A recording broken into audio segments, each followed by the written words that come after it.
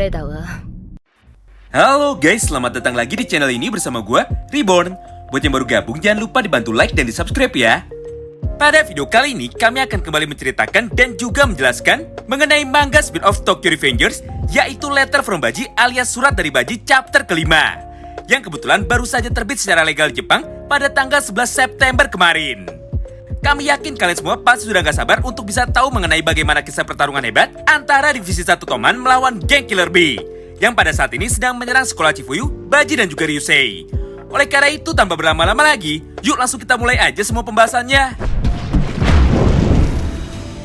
Letter from Baji chapter kelima dibuka dengan sebuah scene yang cukup menarik, di mana pada momen ini, nampak sekelompok pasukan berandalan yang tiba-tiba saja datang menyerang ke sekolah mereka pada siang hari, tepat ketika jam pelajaran sedang berlangsung.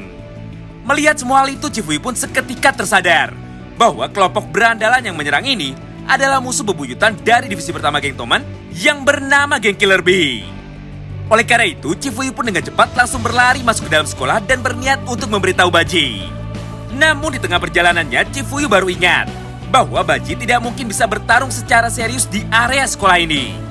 Apalagi saat ini Baji sedang menyembunyikan identitas aslinya dan sudah berjanji kepada ibunya untuk tidak membuat masalah lagi supaya Baji bisa naik kelas tahun ini. Itulah yang pada akhirnya membuat Chifuyu menjadi semakin bimbang. Beruntung di momen ini ada Ryusei Sato yang sudah terbangun dari tidurnya karena mendengar suara teriakan dari Chifuyu yang sangat berisik sekali. Nah, setelah mengetahui apa yang sedang terjadi di sekolah, dengan cepat Ryusei pun berkata kepada Chifuyu bahwa kali ini mereka berdua akan langsung berusaha untuk menghentikan penyerangan ini tanpa perlu memberitahu Baji. Mendengar hal itu, Chifuyu pun seketika menjadi sedikit tenang, karena jika berdua dengan Ryusei, maka pertempuran ini akan menjadi jauh lebih mudah. Oleh karena itu, pada panel selanjutnya, Chifuyu pun segera memutuskan untuk langsung pergi ke halaman sekolah lebih dulu, dengan cara melompat dari atas gedung dan berpegangan pada pipa besi yang tertempel di tembok, untuk menghentikan semua anggota geng Killer Bee yang terus mencoba masuk ke dalam bangunan utama sekolah ini demi mencari Keisuke Baji. Sesampainya di bawah, Chifuyu pun tanpa pikir panjang langsung melayangkan satu tendangan terbangnya tepat ke arah kerumunan anggota geng Killer Bee yang datang dengan membawa senjata lengkap. Di panel ini dengan penuh rasa percaya diri, Chifuyu pun berkata, "Aku Chifuyu Matsuno, anggota divisi pertama dari geng Tokyo Manji.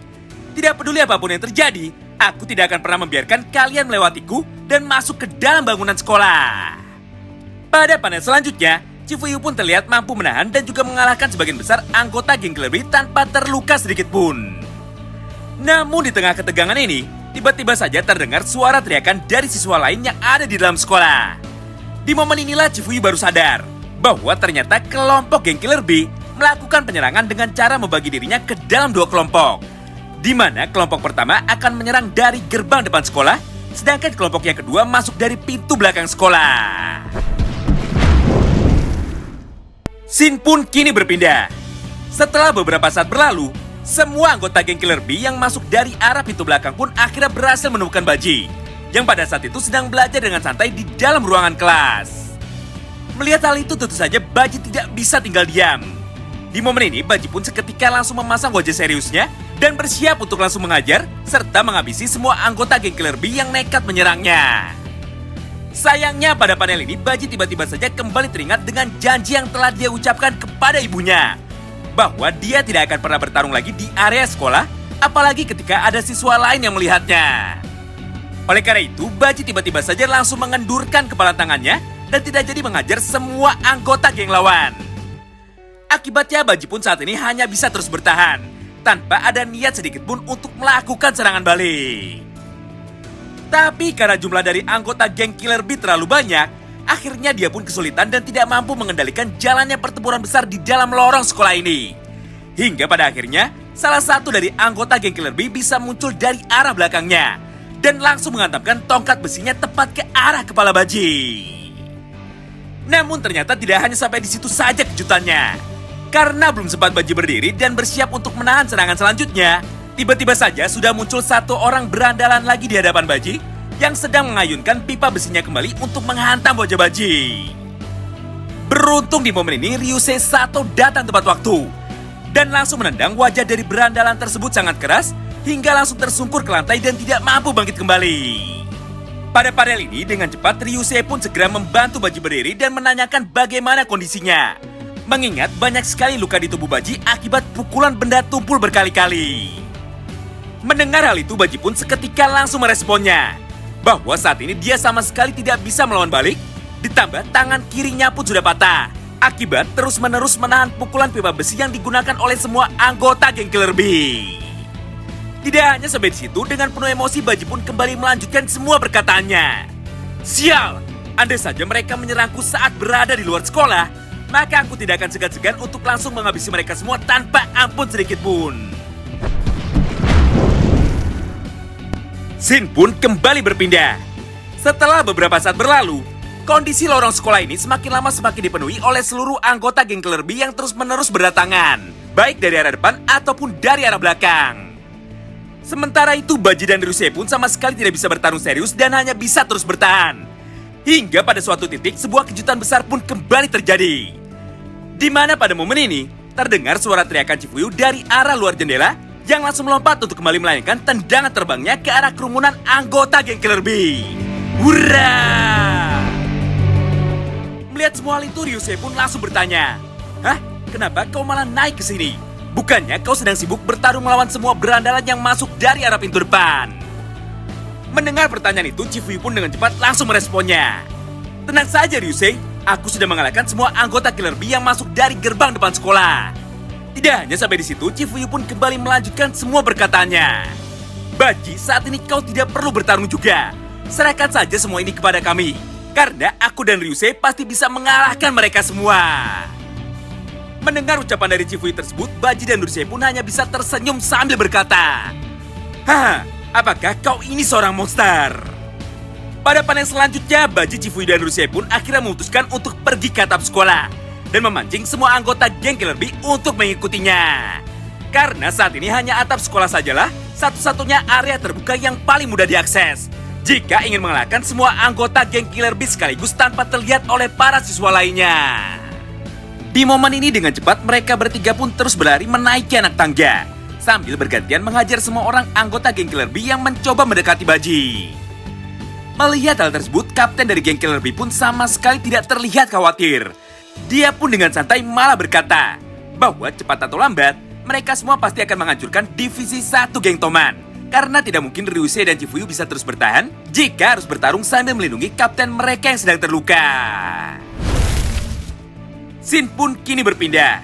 Sesampainya di atap sekolah, Ryusei pun tiba-tiba menyadari sesuatu, yaitu tidak mungkin geng Killer Bee sepemberani ini bahkan hingga nekat masuk ke dalam area sekolah yang terlarang. Selain itu, Ryusei pun juga sangat yakin pasti ada hal lain lagi yang ingin dicapai oleh geng Killer Bee. Mendengar hal tersebut, kapten mereka pun seketika menjawabnya, "Haha, kau benar. Kami tahu jika pertarungan geng di area sekolah sangat dilarang di dalam dunia berandalan. Tapi meskipun begitu, kami harus tetap melakukannya. Karena kalau kami sampai gagal, maka orang itu atau mereka dalam tanda kutip akan menghancurkan dan menghajar kami semua." Tidak hanya sampai di situ. Dengan penuh rasa percaya diri, pimpinan dari mereka pun kembali melanjutkan semua perkataannya. "Awalnya aku tidak percaya rumor yang banyak beredar di dunia berandalan akhir-akhir ini tentang Kyosuke Baji yang tidak bisa bertarung di dalam area sekolah.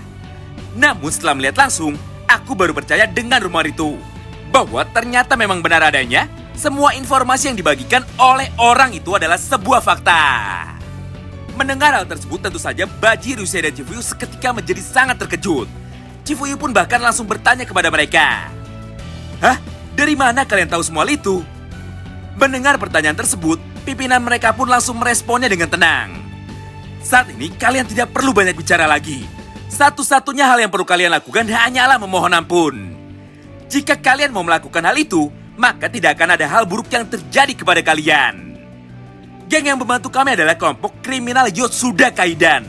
Jika kami bisa mengalahkan kalian, maka aku akan diangkat menjadi salah satu anggota eksekutifnya." Mendengar semua hal itu, ekspresi dari Baji pun seketika berubah dengan sangat drastis. Namun di tengah pembicaraan ini, tiba-tiba hal gila kembali terjadi. Tepat setelah kapten dari geng Killer Bee mengucapkan kata Yotsuda Kaidan, tiba-tiba saja emosi dari Ryusei pun tersulut dan masuk ke dalam mode dark impulsivity miliknya. Hal ini bisa kita lihat dengan jelas melalui potongan panel manga ini, di mana mata Ryusei sudah berubah sepenuhnya menjadi warna putih, dan ekspresi santainya berubah menjadi sangat menyeramkan.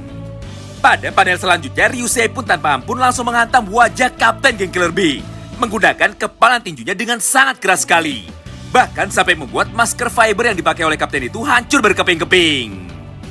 Tidak hanya sampai di situ saja kegilaannya, karena pada momen selanjutnya, Ryusei pun nampak kesulitan bernafas dan tidak bisa mengendalikan dirinya sendiri. Oleh karena itu dengan cepat Ryusei pun langsung menyeret tubuh dari Kapten Geng Killer Bee sampai ke pinggir atap gedung sekolah dan langsung melemparnya. Beruntung di momen ini Chifuyu mampu bergerak dengan cepat dan mampu menyelamatkan Kapten Geng Killer Bee dengan cara menarik tubuhnya ke atas.